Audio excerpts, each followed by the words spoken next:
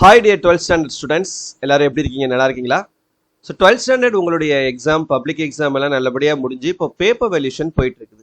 ஒரு சில சப்ஜெக்ட்ஸ்க்கு பார்த்தீங்கன்னா பேப்பர் வேல்யூஷன் கம்ப்ளீட் ஆயிடுச்சு. ஒரு சில சப்ஜெக்ட்ஸ்க்கு வரக்கூடிய 17ஆம் தேதியோட பேப்பர் வேல்யூஷன் வந்து முடியுது. எல்லா வருஷமும் பார்த்தீங்கன்னா ஏதாவது ஒரு சப்ஜெக்ட்ஸில் வந்து நமக்கு கொஷின் பேப்பரில் பிரிண்டிங் மிஸ்டேக்கோ இல்லை கொஷினில் ஏதாவது ஒரு கவனக்குறைவால் ஏற்படக்கூடிய மிஸ்டேக்னால கிரேஸ் மார்க்ஸ் எல்லாம் கிடைக்கும். பட் இந்த வருஷம் உண்மையிலே 12th ஸ்டாண்டர்ட் ஸ்டூடெண்ட்ஸ்க்கு வந்து ஒரு ஏமாற்றம் அப்படின்னு தான் சொல்லணும். ஏன்னா எந்த சப்ஜெக்ட்லையுமே கிரேஸ் மார்க் அப்படின்றது கிடைக்கவே இல்லை. அது நீங்கள் சயின்ஸ் ஸ்டூடெண்ட்ஸாக இருந்தாலும் சரி, இல்லை ஆர்ட்ஸ் ஸ்டூடெண்ட்ஸாக இருந்தாலும் சரி, எந்த சப்ஜெக்ட்லையுமே கிரேஸ் மார்க் அப்படின்றது வரல. மேத்ஸில் மட்டும் பார்த்தீங்கன்னா ஒரே ஒரு 1 மார்க்குக்கு மட்டும்தான் மார்க் கொடுத்துருந்தாங்களே தவிர மற்றபடி எந்த கிரேஸ் மார்க்கும் கிடைக்கல. எல்லா வருஷமும் ஏதாவது ஒரு 5 மார்க்கு, ஒரு 3 மார்க்கு, ஒரு 2 மார்க், இந்த மாதிரி குறைஞ்சது ஒரு 5 மார்க்காவது ஏதாவது ஒரு சப்ஜெக்டில் நம்ம கிரேஸ் மார்க்காக கிடைச்சிரும். அது மூலமாக நம்ம கட் ஆஃப்லாம் வந்து இன்க்ரீஸ் ஆகும். அதுவும் மேஜர் சப்ஜெக்ட்ஸில் தான் மேக்ஸிமம் கிரேஸ் மார்க்ஸ் அப்படின்றது அப்ளை ஆகும். பட் இந்த வருஷம் 12th ஸ்டாண்டர்டுக்கு எந்த சப்ஜெக்ட்லையுமே கிரேஸ் மார்க் வரல. இது ஒரு டிசப்பாயின்மெண்ட். சரியா? சரி, ஓகே, அது ஒரு பக்கம் இருக்கட்டும். ரெண்டாவது, பேப்பர் வேல்யூஷன் எப்படி நடக்குது? இப்போ கடந்த 4ஆம் தேதி வந்து உங்களுக்கு பேப்பர் வேல்யூஷன் ஸ்டார்ட் ஆச்சு. சரியா? இப்போ வரைக்கும் பேப்பர் வேல்யூஷன்ஸ் நடந்துட்டு தான் இருக்குது. சில சப்ஜெக்ட்ஸ்லாம் முடிஞ்சிருச்சு. பேப்பர்ஸ் கம்மியாக இருக்கக்கூடிய இந்த சப்ஜெக்ட்ஸ் எல்லாம் வந்து கம்ப்ளீட் ஆயிடுச்சு. பட் ஒரு சில சப்ஜெக்ட்ஸ் இன்னும் நடந்துட்டு இருக்குது. லாஸ்ட் டேட் பார்த்தீங்கன்னா 17. சரியா? ஸோ 17ஆம் தேதியோட எல்லா டிஸ்ட்ரிக்ட்லேயுமே எல்லா சப்ஜெக்ட்ஸ்னுடைய 12th பேப்பர் வேல்யூஷன் முடிஞ்சிடும். இப்போ இந்த பேப்பர் வேல்யூஷன் எப்படி சார் நடக்குது? ரொம்ப ஸ்ட்ரிக்டாக திருத்துறாங்களா? சென்டம்ஸ் ஏதாவது வந்திருக்குதா? எப்படி நம்ம, ஏன்னா இதோட இம்பேக்டை வச்சு தான் நமக்கு வந்து உங்களுடைய கட் ஆஃப் வந்து இன்க்ரீஸ் ஆகுமா இல்லை டிக்ரீஸ் ஆகுமா? நீங்கள் எந்த கோர்ஸ்க்கு அப்ளை பண்ணக்கூடிய ஸ்டூடெண்ட்டாக இருந்தாலும் சரி, என்ஜினியரிங்காக இருந்தாலும் சரி, காசாவாக இருந்தாலும் சரி, லா ஸ்டூடெண்ட்ஸாக இருந்தாலும் ஓகே, இல்லை அக்ரிகல்ச்சராக இருந்தாலும், எந்த கோர்ஸ்க்கு நீங்கள் போகிறதா இருந்தாலும் கட் ஆஃப் அப்படின்றது உங்களுக்கு ரொம்ப ரொம்ப முக்கியம். இந்த கட் ஆஃப் வந்து உங்களுக்கு எப்படி பேப்பர் வேல்யூஷன் பண்ணுறாங்க அப்படின்றத பொறுத்து தான் உங்களுக்கு இன்க்ரீஸ் ஆகுதா இல்லை டிக்ரீஸ் ஆகுதா அப்படின்றது வந்து சொல்ல முடியும். சரியா? இப்போ லாஸ்ட் இயர் பார்த்தீங்கன்னா பேப்பர் வேல்யூஷனில் நிறைய குளறுபடிகள் இருந்தது. நம்ம சேனலில் கூட வீடியோலாம் போட்டிருந்தோம். நம்ம அந்த ஸ்கேன் காப்பி அப்ளை பண்ணி வாங்கினதுக்கப்புறம் ஒரு நல்லா படிக்கக்கூடிய ஸ்டூடெண்ட், அந்த ஸ்டூடெண்ட்டுடைய மார்க் பார்த்தீங்கன்னா வெறும் 38 மார்க்ஸ் தான் அவங்களுக்கு வந்து பப்ளிக் ரிசல்ட்டில் வந்திருந்தது. ஆனால் அந்த பேப்பரை நம்ம ஸ்கேன் காப்பி அப்ளை பண்ணி வாங்கும்போது அவங்களுக்கு பார்த்தீங்கன்னா 88 மார்க்ஸ் எடுத்திருந்தாங்க. 88 மார்க்ஸ்னால் எவ்வளவு? 100க்கு 98 மார்க்.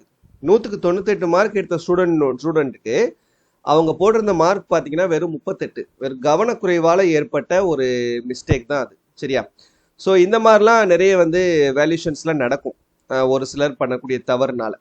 பட் அந்த மாதிரி ஏதாவது தவறுகள் வந்து நடக்கிறத வந்து அந்தந்த வேல்யூஷன் பண்ணக்கூடிய அந்த டீம் தான் வந்து நமக்கு சரி பண்ணிக்கணும்.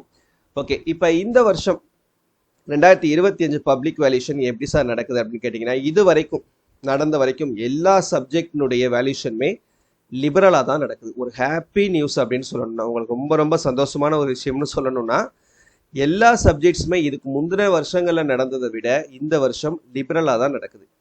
அதுக்கான ஃபர்ஸ்ட் ரீசன் நான் சொன்ன மாதிரி, இந்த வருஷம் எந்த சப்ஜெக்ட்லையுமே கிரேஸ் மார்க் அப்படின்றது கிடையாது. ஸோ என்ன நீங்கள் எழுதிருக்கீங்களோ அதுக்கான மார்க் தான் வரப்போகுது. ஒன்று. ரெண்டாவது என்ன அப்படின்னா வந்து, மேக்ஸிமம் கொஷின்ஸ் வந்து உங்களுக்கு ஆவரேஜாக தான் இருந்தது. ஈஸியாகவும் இல்லை, கஷ்டமாகவும் இல்லை. கரெக்டாக? ஸோ இப்போ மேத்ஸ்லாம் பார்த்தீங்கன்னா உங்களுக்கு பிலோ ஆவரேஜ் தான். அதாவது பாஸ் பண்ணக்கூடிய ஸ்டூடெண்ட்ஸ் பாஸ் பண்ணலாம், ஆவரேஜாக படிக்கக்கூடிய ஸ்டூடெண்ட்ஸ் ஆவரேஜ் மார்க் எடுக்கலாம். பட் சென்டம் எடுக்கணும், அபோவ் 90 எடுக்கணும்னு நினைக்கக்கூடிய ஸ்டூடெண்ட்ஸ்க்கு அது ஒரு சேலஞ்சிங்கான கொஷின் பேப்பராக இருந்தது. இது மேத்ஸ் கொஷின் பேப்பர். ஸோ அதே போல் ஃபிசிக்ஸ் கொஷின் பார்த்தீங்க அப்படின்னா வந்து உங்களுக்கு ஒரு இந்த 3 மார்க் 2 இதில் கொஞ்சம் நமக்கு ட்விஸ்ட் வச்சுருந்தாங்க. ஒரு 5 மார்க் கொஷினில் ட்விஸ்ட் வச்சுருந்தாங்க. மற்றபடி எல்லாமே ஈஸியாக இருந்தது. அதே போல தான் பாஸ் மார்க் ஸ்டூடெண்ட்ஸ்க்கு ஈஸியான கொஷின், ஆவரேஜ் ஸ்டூடெண்ட்ஸ்க்கு ஈஸியான கொஷின். ஆனால் சென்டம் அண்ட் அபோவ் 90 ஸ்கோர் பண்ணணும்னு நினைக்கக்கூடிய ஸ்டூடெண்ட்ஸ்க்கு கொஞ்சம் சேலஞ்சிங்கான கொஷினாக இருந்தது. கெமிஸ்ட்ரி கொஷின் இது வரைக்கும் எந்த வருஷமுமே கஷ்டமாக கேட்டதில்லை. பட் இந்த வருஷம் கெமிஸ்ட்ரியுமே கொஞ்சம் நமக்கு டிஃப்ரெண்ட்டாக, அதாவது ரிப்பீட்டடாக கேட்கக்கூடிய கொஷின்ஸ் இல்லாமல், எக்ஸ்பெக்டட் கொஷின்ஸ் இல்லாமல் கொஞ்சம் டிஃப்ரெண்ட்டாக கேட்டிருந்தாங்க. ஸோ இந்த மாதிரி உங்களுக்கு மேஜர் சப்ஜெக்டான மேத்ஸு, ஃபிசிக்ஸு, கெமிஸ்ட்ரி இதெல்லாமே இருந்தது. பயாலஜி கொஷின்லாம் ஈஸியாக தான் இருந்தது. சரி, ஓகேவா? Biology easy. கம்ப்யூட்டர் கொஷின் எந்த வருஷமே கஷ்டம் வராது. இந்த வருஷம் கம்ப்யூட்டர் கொஷின் கூட ஒரு சில கொஷின்ஸ் வந்து நமக்கு கஷ்டமாக தான் கேட்டிருந்தாங்க. ஸோ இந்த மாதிரியான சுச்சுவேஷனில் தான் இந்த வருஷம் வந்து இருந்தது. ஸோ அதனால் இந்த காரணங்களால் என்ன பண்ணியிருக்காங்க அப்படின்னா, மேக்ஸிமம் எல்லா சப்ஜெக்ட்ஸுமே வந்து லிபரலாக திருத்த சொல்லியிருக்காங்க. ஓகேவா? ஓரளவு அந்த பாயிண்ட்ஸை வந்து அவங்க எழுதுறதுக்கு முயற்சி பண்ணியிருந்தா அதுக்கான மார்க்கை வந்து அவார்ட் பண்ண சொல்லியிருக்காங்க. இப்போ ஒரு சென்டென்ஸ் ஒரு பாயிண்ட் ஒரு ஃபார் எக்ஸாம்பிளுக்கு இப்போ ஃபிசிக்ஸ்லேயோ கெமிஸ்ட்ரிலேயோ ஒரு பாயிண்ட் இருந்தால் அந்த வேர்டு இருந்தால் தான் மார்க் கரெக்டாக. பட் அந்த வேர்டு இல்லாமல் அந்த வேர்டு எழுதுறதுக்கு ட்ரை பண்ணியிருந்தா கூட மார்க் வந்து கொடுக்க சொல்லியிருக்காங்க. அதனால இந்த வருஷம் ஓவராலாக வேல்யூஷன் நம்ம பார்க்கும்போது எல்லா சப்ஜெக்ட்டுமே லிபரலாக தான் போயிட்டு இருக்குது. அண்ட் சென்டம் இருக்குதா அப்படின்னு நீங்கள் கேட்டிங்கன்னா இது வரைக்கும் நம்ம பார்த்ததுக்கு மேக்சிமம் வந்து சென்டம் வந்து கம்மியாக தான் இருக்குது எல்லா சப்ஜெக்ட்லுமே. நம்ம பார்த்தோன்னா இப்போ ஒரு ஒரு ஒரு ஸ்டாஃப் ஒரு நாளைக்கு பார்த்தீங்கன்னா 24 பேப்பர் திருத்துவாங்க. காலையில் 12 மதியம் 12ன்னு 24 பேப்பர் திருத்துவாங்க. இந்த 24 பேப்பரில் ஒரு ஆள் திருத்தக்கூடிய இந்த 24 பேப்பரில் குறைஞ்சது ஒரு 1லேருந்து 2 சென்டம் டெய்லி இருக்கும் ஒவ்வொருத்தவங்களுக்கும். அப்போ ஒரு நாளைக்கு கிட்டத்தட்ட எத்தனை ஆயிரம் பேர் திருத்துவாங்க. ஸோ அதெல்லாம் நம்ம நினச்சி பார்க்கும்போது அப்போ எத்தனை சென்டம் வரும். ஆனால் இந்த வருஷம் அப்படின்றது 3 நாளைக்கு ஒரு தடவை தான் ஒரு சென்டமே வருது அப்படின்ற மாதிரி நமக்கு சொல்கிறாங்க. அதுலேயும் பர்டிகுலராக ஃபிசிக்ஸ் கெமிஸ்ட்ரி மேத்ஸ் இந்த 3 சப்ஜெக்ட்ஸில் சென்டம் அப்படின்றது மற்ற வருஷங்களை இதனுடைய ப்ரீவியஸ் இயர்ஸை கம்பேர் பண்ணும்போது இந்த வருஷம் கம்மியாக இருக்குதுன்னு சொல்லியிருக்காங்க. அதுவே பயாலஜி எடுத்துக்கிட்டிங்கன்னா பயாலஜியில் சென்டம் வந்து அதிகமாக இருக்குதுன்னு கேள்விப்பட்டேன். ஈவன் கம்ப்யூட்டர் சயின்ஸில் கூட உங்களுக்கு வந்து இந்த வருஷம் சென்டம் வந்து கம்மி தான் லாஸ்ட் இயர்ஸை கம்பேர் பண்ணும்போது. ஏன்னா கம்ப்யூட்டர் சயின்ஸ் வந்து எல்லா வருஷமே கொஷின்ஸ் ஈஸியாக வரும், வேல்யூஷனும் வந்து உங்களுக்கு அதுக்கேற்ற மாதிரி நடக்கும், சென்டம்ஸ் வந்து அதிகமாக வரும்.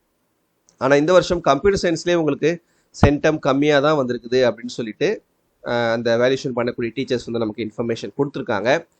ஸோ அதனால் ஓவராலாக பார்க்கும்போது இந்த வருஷம் சென்டம் கம்மியாக தான் இருக்கும் இல்லைன்னு சொல்லலை, டோட்டலாக இருக்காது அப்படின்னு சொல்லலை. இப்போ இதுக்கு முந்தின வருஷம் உங்களுக்கு மேத்ஸில் ஒரு ஸ்டேட் லெவலில் ஒரு 3000 பேர் சென்டம் எடுத்திருக்காங்க அப்படின்னா இந்த வருஷம் அது 3ல் ஒரு பங்காக தான் இருக்கும். அதாவது 1000க்கு உள்ளே தான் அந்த சென்டம் அப்படின்றது இருக்கும் அப்படின்ற மாதிரி ஒரு கெஸ்ஸிங். சரியா? ஸோ அதனால் சென்டம் இருக்கும், பட் ரொம்ப கம்மியாக தான் இருக்கும். சரியா? பட் இதனுடைய இம்பேக்ட் கண்டிப்பாக கட் ஆஃபில் இருக்கும். லாஸ்ட் இயர் நம்ம கட் ஆஃப் வந்து ஃபிசிக்ஸ் கொஷின் மட்டும்தான் கஷ்டமாக இருந்தது, மேத்ஸும் கெமிஸ்ட்ரியும் ஈஸியாக இருந்தது. ஸோ அதனால் கட் ஆஃப் வந்து எல்லாருக்குமே நல்ல கட் ஆஃப் வந்து இருந்தது. பட் இந்த வருஷம் 3 கொஷின்ஸுமே உங்களுக்கு ஆவரேஜாக இருந்ததுனாலையும் சென்டம்னுடைய நம்பர்ஸ் வந்து உங்களுக்கு கம்மியானதுனாலையும் கட் ஆஃப் வெகுவாக குறைவதற்கு வாய்ப்புகள் இருக்கிறது. சரியா? லிபரலாகவே நம்ம வேல்யூஷன் பண்ணியிருந்தாலும் நம்பர் ஆஃப் சென்டம்ஸும் அதே போல் கொஷின்ஸினுடைய அந்த குவாலிட்டி எல்லாத்தையும் நம்ம பார்க்கும்போது இந்த வருஷம் உங்களுடைய அதுவும் பர்டிகுலராக என்ஜினியரிங் போகக்கூடிய ஸ்டூடெண்ட்ஸுடைய கட் ஆஃப் கொஞ்சம் லாஸ்ட் இயர்ஸ் கம்பேர் பண்ணும்போது கம்மியாகிறதுக்கான வாய்ப்புகள் இருக்குது. சரியா? ஸோ இப்போ ஓவராலாக நம்ம இந்த வீடியோனுடைய ரிசல்ட் என்ன அப்படின்னு சொல்லி பார்த்தீங்கன்னா ஒரு happy news, 12th public valuation லிபரலாக நடக்குது. நிறைய ஸ்டூடெண்ட்ஸ் இந்த வருஷம் பாஸ் பண்ணிடுவீங்க. பாஸ் பண்ண முடியாத கஷ்டப்படக்கூடிய ஸ்டூடெண்ட்ஸ் கண்டிப்பாக பாஸ் பண்ணிடுவீங்க, அதில் எந்த விதமான டவுட்டும் கிடையாது. அதே போல் ஆவரேஜாக படிக்கக்கூடிய ஸ்டூடெண்ட்ஸ் நீங்கள் எக்ஸ்பெக்ட் பண்ணக்கூடிய மார்க்கை விட அதிகமான மார்க் இந்த பப்ளிக் எக்ஸாமில் எடுப்பீங்க. யாருக்கு இந்த பப்ளிக் வேல்யூஷன் வந்து நமக்கு ஏமாற்றமாக இருக்கும் அப்படின்னா சென்டம் ஸ்கோர் பண்ணணும்னு நினைக்கக்கூடிய ஸ்டூடெண்ட்ஸ். நீங்கள் ஃபுல்லாகவே எல்லாமே கரெக்டாக எழுதிங்கன்னா நீங்கள் கவலைப்பட வேண்டிய அவசியம் இல்லை. சரியா? கண்டிப்பாக உங்களுக்கு நீங்கள் எக்ஸ்பெக்ட் பண்ணக்கூடிய சென்டமோ இல்லை 99ஓ அபோவ் 90ஓ கண்டிப்பாக வந்துடும். பட் யாராவது ஒரு சிலருக்கு அந்த ஏதோ ஒரு ரீசன்னால் மார்க் வந்து கம்மியாகலாம், அவங்களுக்கு மட்டும். சரியா? ஸோ மற்றபடி எல்லாருக்குமே இந்த வேல்யூஷன் வந்து ஒரு பாசிட்டிவான வேல்யூஷனாக தான் இருக்கும். சரியா? தேங்க்யூ.